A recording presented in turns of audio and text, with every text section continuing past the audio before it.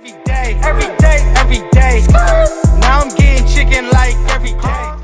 What the hell is up, everybody? This is the In the Sky podcast, and today we have Dyl Nite. How are you doing today? I'm doing great. It's an honor to be on the show with you, Tier, for your first ever episode. Oh yeah, thank you so much. I appreciate the love. Um, so first off, what made you want to start your own podcast?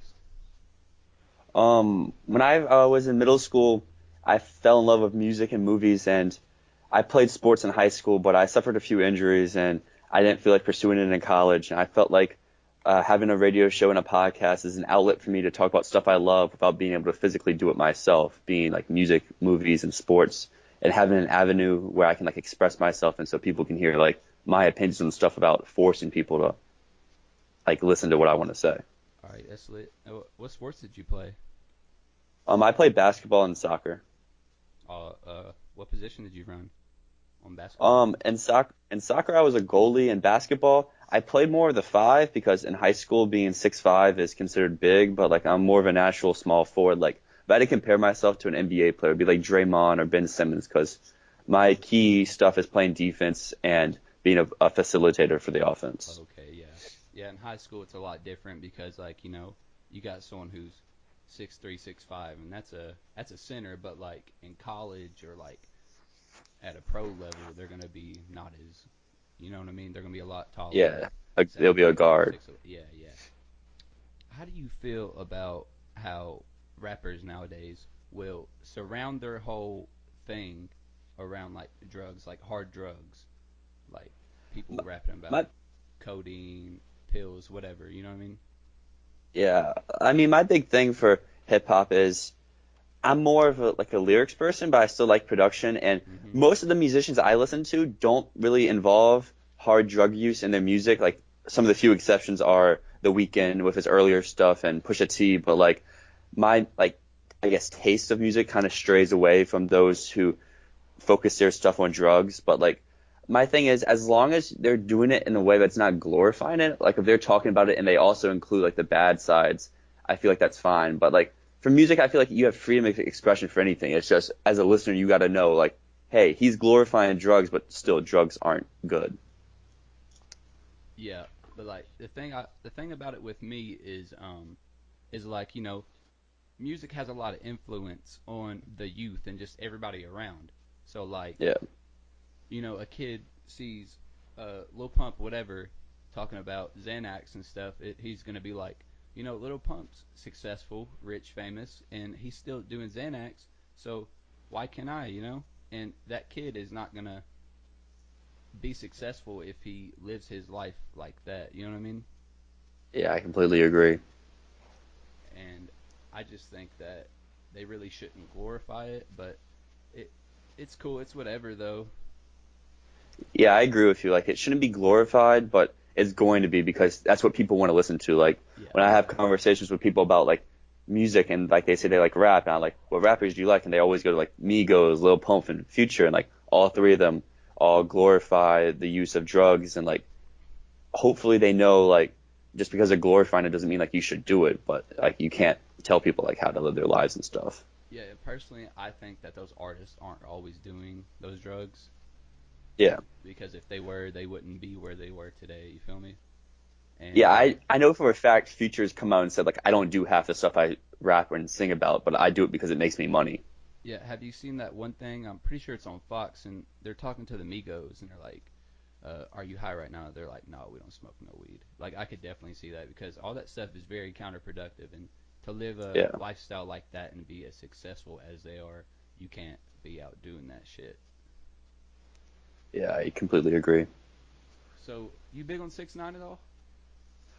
He's like one of those artists I can do in like short doses, but like the longer I have to listen to him, I can't do it. Like I mess with Tatty, like that's the one song by him. Like if you put it on, I mess with it. But like the rest of his stuff, not really. But like the new song he has, I don't know how to pronounce the name. It's someone where it's just him and Kanye. It's a meme song, and like it knows its purpose. Like it has like great meme lyrics, but like as a song, it's not good. But like 6ix9ine and Little Pump like that, I like to put them together because they're like meme rappers where Yeah. I think they know their memes, so they double down and give you those corny and funny lyrics, but like they know their music isn't like super great.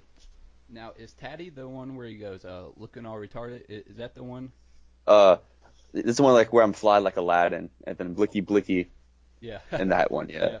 Yeah. Did you check out his new album that they leaked? Stupid. I haven't listened to the whole thing, but it officially came out yesterday, I think, and that's when I listened to that song he had with Kanye, because Kanye is one of my favorites, and on the song, you can tell it's like Kanye. Like one thing with Kanye I like about him is he knows when to just do funny songs and when to do meme songs, like the one with Lil Pump and now this one too, because like one of his lines is, I just bought a piece at Fashion Nova. Your girlfriend ugly, she an ogre, and I laughed when I heard that, like. Yeah, yeah. And then another one on that song is like they try to say I'm not black no more. I'm about as black as Macklemore. And then 6ix9ine has some good songs on that, or not songs. I mean lines in that song too, because he's about to say Treyway, and then like I guess his producer comes in like, bro, you can't say that anymore. And like it has a good last on it, but like as a song, it's not a good song. Yeah, that whole Treyway thing, that's regarding 6ix9ine. They told him he couldn't say Treyway because wasn't involved with like the Bloods in New York. I'm gonna be honest, I have no clue why. I just know that he's not allowed to say it anymore, and now that he's in legal trouble, he's definitely got to watch what he says. Now, how do you feel about that, the whole legal trouble thing and whatnot? I feel like that kind of plays into like the glorification of drugs we talked about earlier, but this is now the glorification of violence. Like even if he isn't partaking in the violence like he said he wasn't, in his songs he says he's a gang member and he partakes in it. So like you guys say what's real? 6ix9ine in court saying that he doesn't do it, or 6ix9ine on the track where he's making money saying he's doing it? Yeah, yeah, and definitely, I could definitely see his gang getting taken down because they all got shut down for the Fed case. What's his name? Shoddy? Is that his name? Do you know? I think I'm not fully into like the 6ix9ine stuff, so like I know a little bit, but I'm not like fully knowledgeable about it. So apparently, Shoddy allowed 6ix9ine to just instantly become a blood in a snap, and everybody wasn't really fucking with it until he started raking in his money and showing the glorification, and now I see it leaning more towards a Bobby Shmurda situation, which also got shut down by a Fed case, just like 6ix9ine. But I think Shmurda was a lot more about it. You know what I mean? Yeah. For sure. And like he never denied he did anything either. He was like, "Yeah, I did it," and he was upfront about it. 6ix9ine's now saying like, "No, all that stuff I was just saying, I just did it on the track to get notoriety and stuff." Yeah. Do you think he'll rat everybody else out who's actually guilty? I don't know if he'll rat everyone, but I feel like he'll probably say someone, because like I used to be super into like watching like DJ Academics on YouTube, but now I just can't watch him anymore because he's too opinionated, and like if he's talking about something he doesn't agree with, like the other person's automatically like stupid and stuff like that. But like I remember one of the videos he was talking about where like 6ix9ine was getting in a beef with someone, and then when someone like came to get 6ix9ine, like beat him up, 6ix9ine was like automatically like, no, no, no, bro, I was just playing. My friend so and so told me to say that. So I feel like he'll pick someone, but he won't do everyone. Yeah, yeah. And I think he'll do it so he could shorten his time that he has to serve as well. Yeah. Yeah. Either way, he's fucked. Like he's gonna be in jail because if he rats, then he's gonna get probably, you know, at least like 8 or 9 years. And then when he comes out, everybody's gonna be like, "Fuck 6ix9ine, he's a snitch." On top of all the other shit people have already been saying about him, like the what was that child abuse case? Something like that. Not child abuse, but like child predator case, because like he had like sex with some girl that was like 16, Oh yeah, yeah, and then like she told him that she was 18, so he thought it was good, but she was underage, so it's still yeah, like that's not okay. yeah. I think that is fucked though for him because I was actually I saw this one video and there's this kid who lives in Indiana and he went to Michigan because he met some girl in Hot or Not and she Hmm. claimed to be 17 while he was like 18, 19. You know, that's whatever. But Yeah. she was actually 14, but she had lied. So Hmm. now this kid, he's fucking 20, 21 on a sex offender list when just because some girl lied to him. I think that's pretty fucked up, really. Yeah. At the same time, though, if she was 17 at the start of it, that's still not like legal if he was 18 and 19. No, I'm saying that she was 17, or she Yeah, claimed but to be like 17, but she was 14, which in yeah, and those then you states said that the he was 18 or 19. yeah, in those states the legal age of consent is 16. 16. It's 18 here. Oh, really? Where you said Yeah, Virginia? yeah. All right, all right. So, what? How much do you know about the whole Juice World and Sting Once you sent me situation? the list the other day, I looked up a little bit, and I think the songs definitely sound similar. And it's to me, it just sounds like a sample of the Sting song with a little added 808s. Which I mean, if Juice WRLD would have originally just said like, "Hey, can we sample your song?" I think it would have been fine. But since he didn't say we sampled this, that's stealing, and I think Sting has all the right in the world to file a lawsuit against him. Oh yeah, yeah, for sure. But I do think it was kind of out of line how Sting brought it about, where he was like, "Thanks for paying for my kid's college tuition," blah blah blah. Like, that's a bit out of line. Just kind of take your money and be quiet about it. Like, you know what I mean? Yeah, And if yeah. anything, he I mean, brought like more attention to Sting. yeah, I think Sting definitely wanted the attention because I mean Sting in his own right is a like big national name and like for the generation above us he was super big Oh and yeah. then now currently he's a little past his prime but he's still notoriety in the world. Oh yeah. You ask any old head who Sting is, and they're instantly telling you favorite songs, who he Yeah, is, whatever. yeah. He was super big when he was part of the Police, the Oh, band The for sure, Police, for sure. and then but like I said before, like I know a lot of hip hop samples other songs, but they always give the credit. And then this time, Juice World, I guess, took the cheap way out. Maybe they didn't have the funds to get the sample cleared and stuff like that, so they just went ahead with it, hoping that Sting never would find out. But like when the song goes top 10 in the world, you're gonna find out. Yeah, he was kind of underground at the time of that recording. I mean, he had All Girls Are the Same, which was a banger, really. And after Yeah, that, he had produced um, Lucid Dreams. And, well, what Juice World really said, at first he was like, fuck this guy, whatever, taking my money. But then he was like, I really don't care. That song made me who I am. If I was in a yeah. situation, I really wouldn't care because I personally think that Juice World is gifted and that he can go far, far, far. Because every song that he's on, every song that he has, I absolutely love. I mean, I can't say the same for everybody else, but I think he's really something else, especially for the whole emo rap wave, which I really fuck with. At least to me, I respect Juice World, but to me he just seems like a kind of carbon copy of X to a little bit, to an extent, to like an extent. Yeah, For because I sure. never heard of Juice World until X passed, and then like a week later, I heard everyone like listen to like, yo, listen to this song. I was like, this just sounds like a B-side from an X album, just with a different vocal tone. And that's Yeah. all the game is really copy paste and put your own style on it. I don't really think it's all about who's the better actual artist because if that were the case, then Denzel Curry or something like that would be way above everybody else just because he's so lyrical and good.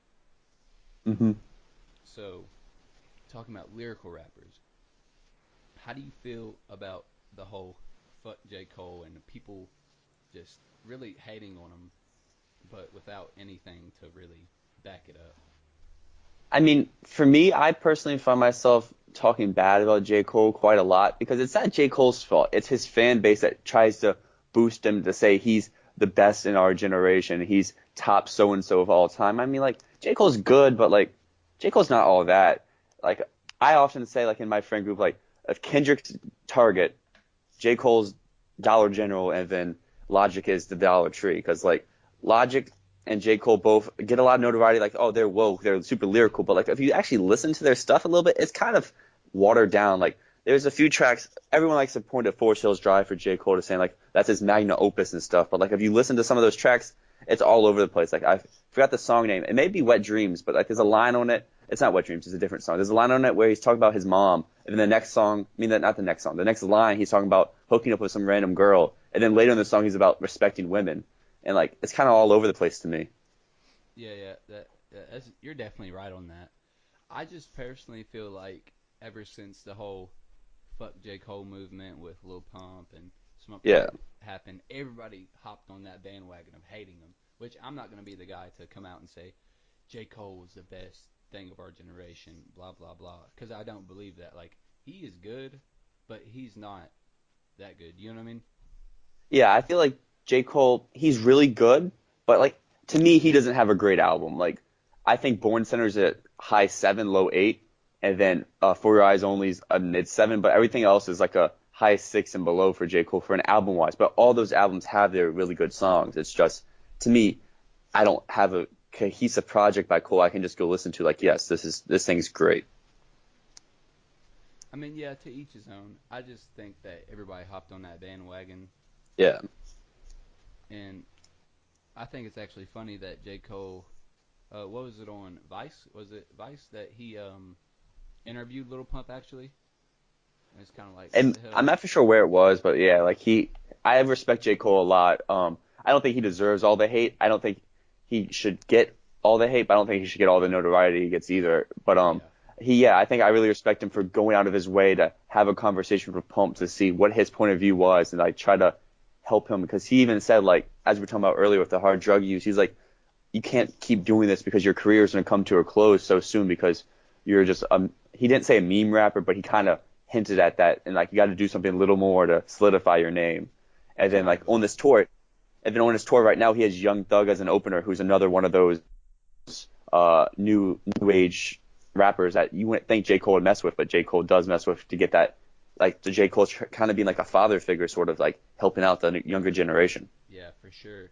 Well, I think that meme rapper is like a mumble rapper, someone who doesn't have much substance in their art. You know, Yeah, J. Cole, I do believe he's a lyricist. I mean, sometimes he can get on something that's catchy and doesn't really have much substance to it, but like he can go. I think that KOD was like a really powerful album if you actually take in the substance, because that's the whole thing about the glorification of drugs. He's trying to say, yeah. you know, don't don't don't drown your sorrows like that, because that's the case with most people who use drugs. They're trying to escape something, and like one of his Yeah, I like songs. what he's trying to do with KOD. It's just to me, some songs fell flat and didn't really sound great, but I like what he was trying to do, and I like how he was taking a stance and being vocal on a track. Because some musicians will say they don't like this or they don't like that, and then they get on a track and they say, "Yeah, I do like this," just because that's what sells. Now with the glorification of drugs, someone who not recently, but probably about a year and a half, he came out and said, "Fuck this, fuck that," and it was Russ. Now, how you feel about Russ? I think I think Russ deserves all the hate that he gets. Russ is just someone I cannot stand. He goes out to me at least it seems he goes out of his way to cause trouble with others. Like he goes out of his way to try like what 6ix9ine was doing at the beginning of his career. Like Russ is going out of his way to cause controversy, whether it's with Smoke Perp or whether it's with whoever the guy he went up to and like started just like got his goons to go beat him up. I forgot who it was. Smoke Perp And and then Adam. oh yeah, and then I was gonna say Adam 22 too. And like to me it's like Russ's music, yeah, he has a message, but like to me it's just okay. It's like nothing special. Like it's not horrible, but like Russ as a person I just don't like. But then his music's just all right.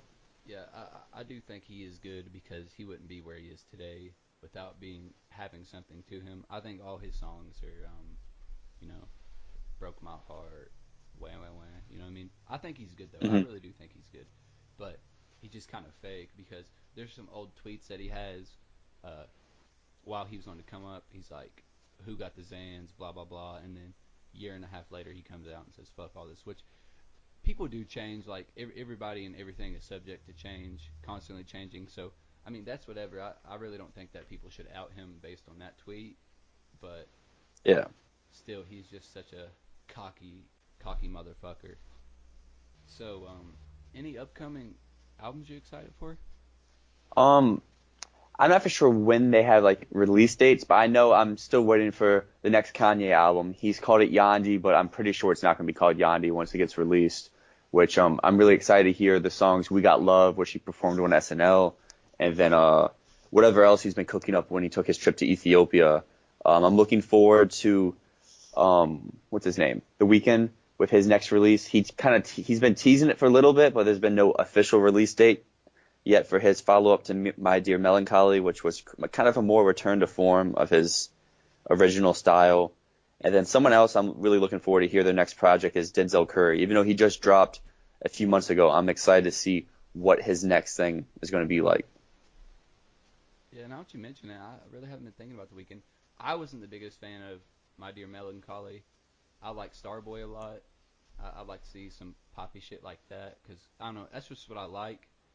Yeah, Um, I'm on the opposite of in the view there. I think Starboy's his only project. This is the only project by him I don't really mess with. Like I still think it's like a high six, but like that's not really my type of stuff. My favorite by him is Kissland. I love that album. Like in fact, right now I'm wearing a Kissland sweatshirt. Just one of the best albums I've ever heard. Just because the production on that is so seamless. Every track flows into each other, and then his vocals are, I think, the best they've ever been. um, which album didn't he write all of Take Care for Drake? Basically, half of Take Care is the Weeknd's album that was going to be like right after Trilogy. But since Drake was the big name and the Weeknd was on his label, Weeknd needing that notoriety is like, okay, yeah, you can have these. And then Drake basically kind of took off some of the Weeknd's like vocals on some of the tracks and just made it all his. Because like I think the original plan was like for them to be collab tracks like um, Cameras was and I forgot what the other one's called, but the other one's Crew Love. But then like some of the other tracks, like I know Marvin's Room was originally a Weeknd song that um, Drake got instead. Now, do you think that's right of Drake to do that? Because I he's mean, done that Drake with still Watch It. shouted out. Yeah, the one thing with Drake is he always makes sure you know who he's like being influenced by at the time. Because like then he was like, yeah, The Weeknd was helping me out, and he returned the favor by being on some of his tracks. Like same thing with Party Next Door, and Block Boy JB of most recently in Migos. But like the only time Drake's not been like full up front about it was when he was with Quentin Miller because Meek called him out before Drake was able to say like, yeah, me and Quentin are working together. Now, are you a big Drake fan? I did a show about this a few weeks ago, or I guess it was a few months ago now, but like I think Drake is someone who makes a lot of good songs, but at least of more recently he hasn't made good albums. I think until if you're reading this it's too late, all of his albums are really good, but since then he's just been putting out so much content that's hard to make a full like good cohesive album because like I'm someone who for an album I need to be able to listen to it from start to finish for it to be good. Like I don't like to skip tracks, 'cause I like to listen to the whole thing and like Scorpion's almost 2.5 hours long, and like I can't sit there and listen to that because there's only like 7 good songs on it. And same thing with More Life. More Life has like 5 or 6 good songs, and it's like an hour and a half. It's like I can't listen to that. Yeah, More Life had a lot of features on it, Yeah. and I liked More Life personally, which I'm not the type of person that on all artists that I have to endure and enjoy every single song for me to like them. But few hmm artists I can, like Kid Cudi, I fuck with Cudi hard, heavily. You like Cudi much? Yeah, Cudi's someone I really like. He's someone who has a very interesting discography because Man on the Moon 1 is really good. A lot of people say Man on the Moon 2 is his best, but I think it's an alright. I think it kind of is the B-sides of Man on the Moon 1, but it's still good on its own right. I think Indica's his most slept-on album. He doesn't get a lot of love, but I think that's a really good, well-made album. And then Speeding Bullet to Heaven's one of those where you have to be in like the right mood to listen to it. Like it's not a good album, but it has those tracks where if you're not feeling good, that can help you like lift yourself up. Because like that's the album Cudi made right before he checked into the mental health rehabilitation because he was at a low point of his life, and you can really hear it in the music. And then I think Passion, Pain, and Demons Land's really good. And then at the moment, Kids See Ghosts is my favorite album of the year, which he made alongside Kanye West. He's really good. I think that he's just as far as kids like me or people like me, my friends, whatever, just people who kind of go off the same situation. He's really good. He's always been the guy who I've turned to when I was down. Yeah, definitely. I think Cudi's someone who's doesn't get enough notoriety for all he's done for the musical genre because like without Cudi, there's no Drake, there's no Weeknd, there's no Gambino because he influenced or not influenced, but he like created that sound and helped it get to the mainstream because like him and Kanye at the same time made that sound acceptable. Yeah, for sure. I think Cuddy's one of the bigger influences. And without Cuddy or without Kanye, there's no Cuddy. And that goes back to a big debate that people have been talking about, which who's the biggest influencer in modern music. And I definitely think it's going to be Kanye. I mean, Kanye's all right to me, yeah, but I seriously think he's one of the biggest influencers ever.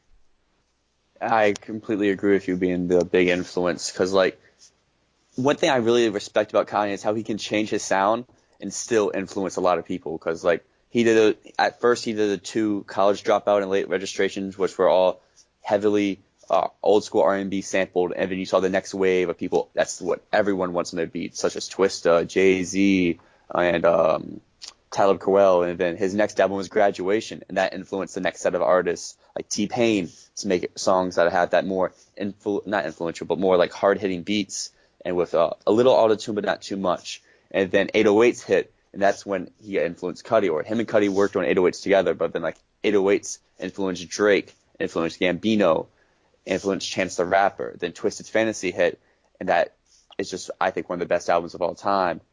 He followed that up with Yeezus, and like without Yeezus, there's no Travis Scott. I don't think there's any Trippie Redd and any of those artists that have like hard-hitting rock and rap collabs, because there may be some songs on Yeezus that aren't the best, but they're still super influential. And then T-Lop is, I think, a really good like trendsetter for what's going on right now. Right now, you have super short, hard-hitting radio like friendly track or trap just beats and songs that are super like poppy, but also being rapped. Like it influenced like Migos and Designer and Future and artists like that. I really Yeah, definitely. I really appreciate you having me on here, No problem. giving me a chance. Thank you. No problem. Thank you for inviting me to come on.